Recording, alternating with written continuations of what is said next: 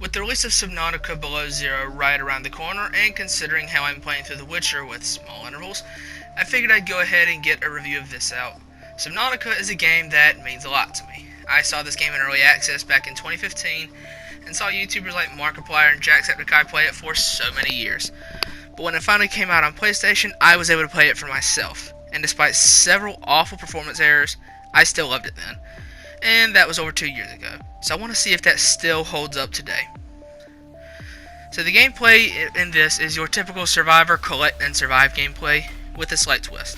Almost all of it is underwater, and while that itself may not sound super interesting, the game really takes full advantage of it with its creatures, mechanics, and visuals of the ocean. The gameplay is some of the best of the genre, and you can tell this game is really trying to innovate more in this genre, unlike most games in it. The base building, meter juggling, and all never feels tedious because the game actually makes getting the things to manage all that fun and easily accessible, unlike most survival games. The game also does a great job with the threat and the sheer terror this game can put you in. Even when you get the prawn suit and you're practically invincible as long as you're smart and prepared after a Leviathan attack, you still feel threatened and absolutely terrified. This game truly is a horror game in disguise, I can assure you. There's only one game that can equal the amount of existential dread I hold in my heart when I'm in Reaper territory, and that is PT. That's right, this game uses terror just as well as PT does to me, and that is truly a rare find. The story is another strong point of this game. In most survival games, the story feels kinda tacked on and even sometimes out of place. Here, it's different because story progression and survival progression are seamlessly and perfectly connected. You need a multi-purpose room fragment to build your base, so you gotta go to the island or the jelly shroom caves. You need uranite or ruby, well then you need to go to the Grand Reef and there's a Degassi base. You need nickel, okay, you gotta go to the Lost River and there's a precursor base there. Kyanite, okay, and the lava zones, and then there are 2 precursor bases there. This game does a masterful job at keeping its story locations and survival needs linked, and I cannot praise that enough. As for the soundtrack is amazing. Nothing groundbreaking like Red Dead 2 or The Witcher 3, but is 100% fitting for the game. In fact, all of the background music in this video is likely from the game. As for the world itself, it's amazing. One of my favorite worlds in any game ever. At nighttime, the bioluminescence lights up the world and makes everything just gorgeous, and sometimes absolutely terrifying. Although, only a few biomes in the game feel needed and like they have something to offer. The Safe Shallows is the landing pad of the game. The Creepvine Forest is the only place you can get stalker teeth as well as creepvine things. Grassy Plateaus is the best place early game that can get you some much needed silver. The Jelly Shroom Caves have a Degassi base as well as the only place for magnetite. Blood Kelp Zone and Blood Kelp Trench are constant sources for deep shrooms, benzene, and some other rare items. The Grand Reef is your all-purpose stop for everything in the game except nickel, crystalline sulfur, and kyanite.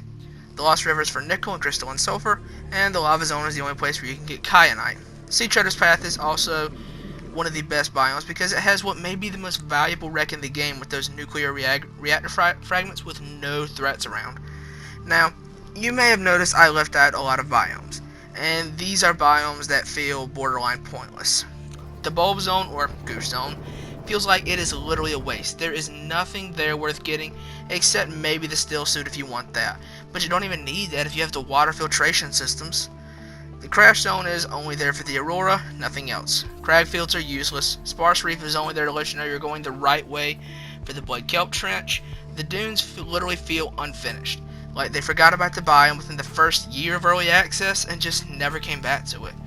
Mushroom forests are useless, underwater islands are useless. The mountains are really good if you want to get all the in-game materials like diamond, ruby, and uraninite in one big trip through those caves instead of several trips to the Grand Reef, which I do recommend building a base in the Grand Reef.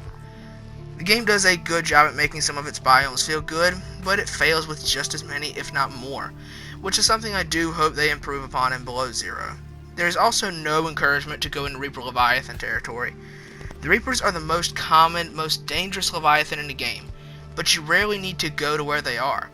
You can avoid them entirely in the Crash Zone. There's no reason to go to the dunes. You can get everything accessible in the mountains and the Grand Reef. Every other Leviathan in the game has forced interactions. You're bound to see reefbacks, you need magnetite, so you will go see the crab snake. You need nickel, so you'll see the ghost Leviathan. You need kyanite, so you'll see the sea dragon. and you may not see the sea treaders, but there's no point in those. The Reapers are the most terrifying yet most avoidable, and something about that annoys me so much. Even the good fragments in those areas can be gotten elsewhere and much easier too. Maybe I'm being unreasonable, but I really don't think I am. On this playthrough, I never even saw a Reaper. I just heard its roars whenever I had to go to the gun. I had to go back to get the footage of them.